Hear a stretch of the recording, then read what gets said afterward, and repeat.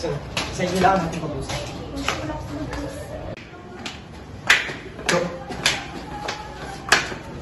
Ito ba yung sinabi mo kanina? Hindi mo ko niloko? Wala sa ibang araw na lang. Ano sa ibang araw na lang? Zay, ngayon na! Kung wala kang iba naman, bakit mo ako iniwan? Yung totoo! Umalis ka na, Wancho. Ayoko pag-usapan. Hindi! Mag-usap tayo! Sinabi ko sa'yo kanina na I wanted you to stop. Zay, Now can you just stop? Zay, parte ako na relasyon na yun! Kailangan ko malaman yung totoo. Anong point? Bakit di pinag-uusapan to? Anong point? Ang point, sinaktan mo ako. Niloko mo ko at hanggang ngayon niloloko mo ko. 2 taon mo ko pinaniwalang merong iba. Binitbit ko yun, Zay. 2 taon gabi-gabi iniisip ko kung bakit. Bakit? Bakit ang bilis? Bakit mo ko pinalitan na para akong basura? Ano ba meron yung taong yun na wala ako? Mas gwapo? Mas mayaman? 2 taon kong kinwestiyon yung sarili ko. Araw-araw kitang minumura. Gusto kitang saktan. Gusto kong sirain yung buhay mo. Tapos ngayon, gusto mo maniwala ako na hindi yung totoo? Kaya ano yung totoo? Ha? Kasi hindi ko na alam kung saan ako nasasaktan eh. I'm sorry, Wancho. I'm sorry I made you feel that way. Stop saying sorry. Walang kwenta yung sorry mo kung di mo sasabihin yung totoo. Ano yung totoo? Bakit mo ko iniwan? Pagkatapos ng lahat ng ginawa ko sa'yo, yun lang. Sinundan kita sa Manila kahit mahirap. Decision mo yun! Ng restaurant para sa'yo, para makasabay ako. Tinutulungan? Tulong tawag mo dun? Nung lumulubog ako, iniwanan mo ako.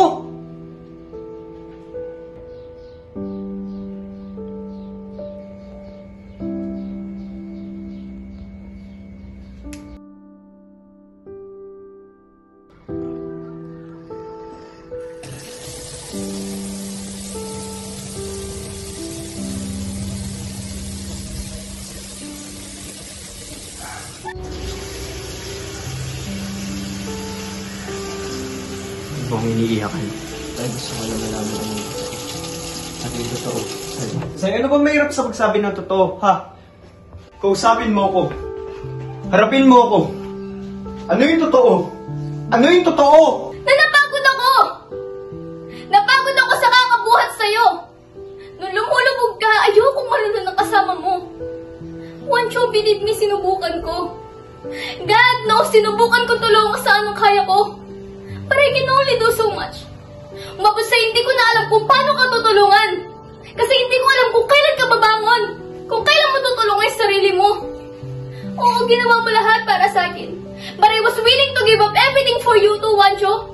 Hindi lang ako naging girlfriend mo. Naging nanay mo rin ako.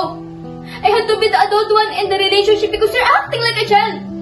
Tiniis ko yun. Tiniis ko yun dahil nangako tayo na bubuo tayo ng buhay na magkasama. Pero ang bigat. Ang bigat na ako lang yung bumubuhay sa atin. Ang bigat na ako lang yung lumalaban. Kaya pati ako, bumabagsak na. Nauubos na.